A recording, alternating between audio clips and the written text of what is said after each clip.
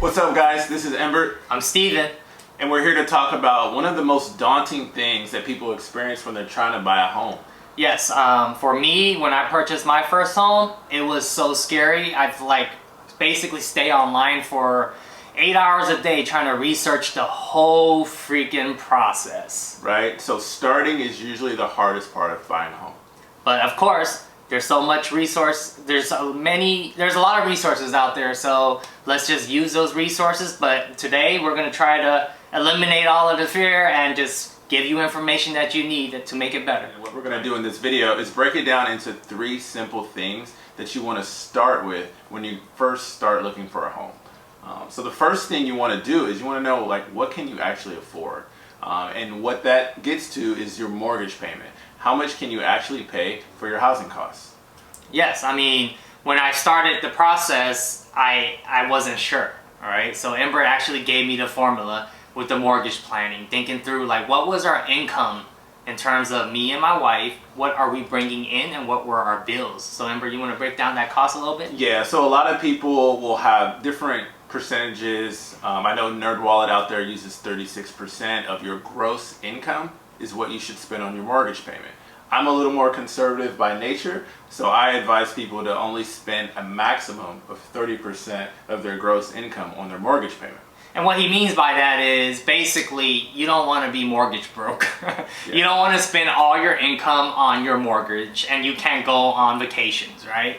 I know my wife would kill me if all of our money went towards a mortgage because she loves vacations, she loves pretty things, she loves purses. So we need to think through that process around, like, what money or how much we should be allocating to our mortgage, or, you know, in San Francisco in the Bay Area is rent, right? Like, how much is that, right? Right. And so when you're talking about a mortgage, you're kind of talking about 4 different things, all with one word. And I break them down, as most people in the business do, as PITI. Your principal, your interest, your taxes, and your insurance. And those 4 things come together into your actual mortgage payment. So for Steven, let's say, for example, he bought a $100,000 house. Okay. He had to figure out how much he could pay per month to not exceed 30% of his gross income. But what his mortgage payment includes was the principal payment that he borrowed on that $100,000. The interest that he pays on his loan. Right now, loans are about low 5% if you have good credit. How much were his taxes? In California, you're capped at about a little under 1.25% in your property taxes.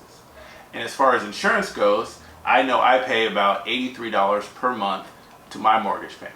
I pay around $600 for the year. Right. So he's getting a better deal than me. Yeah, I mean, we can talk about that later. Yeah, I might need some tips from you on that. But Embert, can you break down the principal part for me a little bit? Because I don't get the word principal. All right, when I started, I didn't understand principal. Yeah, so principal is just the amount of money that you actually borrow.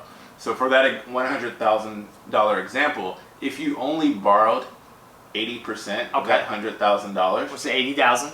So $80,000 would be your principal. Okay. So your principal repayment that you'd have over a 30-year mortgage would be, you pay $80,000 over 30 years. Got it. Right. Okay, thank you for that. Yeah, okay. Definitely. And I'm gonna break down insurance a little bit, and this is the part that killed me because I didn't understand, like, the insurance part. I own a townhome, me and my wife, and we have HOA that is $295 a month. And I didn't know that if my HOA covers in walls, then my insurance is actually cheaper. And the only way to find that out is actually grabbing those documents from HOA and reading it. So my insurance agent was amazing, and he actually figured it out for me. So my homeowner's insurance actually decreased drastically. He pays almost, like, basically $1,000 a year. I pay $600. So make sure you look that up and make sure you figure out that HOA if you're buying a condo or a townhouse. Definitely, because we don't want to exceed that 30% of your gross income. Exactly. So that was tip number 1, what's your mortgage payment and how much can you afford? Number 2 is you want to audit all of your other monthly expenses. You know, some people have student loans, you may have a car payment, you may have medical bills, but your lender is going to look at all of these expenses to determine your debt to income ratio, right? So for me personally, I know my wife, she hates car payments, so we never have a car payment. I, on the other hand, would always want to have a car payment because because He likes nice cars. Yeah. So when we go to purchase a home, we make sure that we clean up any credit card debt, any car payments, so our debt to income ratio is as high as possible, and that means we have more income, less debt. Yeah, and student loans aren't bad loans, right? So just keep that in mind. So don't ever think like, oh, I can't afford a home. Speak to a lender, speak to a loan person, and understand like what you can actually afford. Now, I had a story for this. Like, I have a friend actually who owns his own business and thinks that he can't get a loan.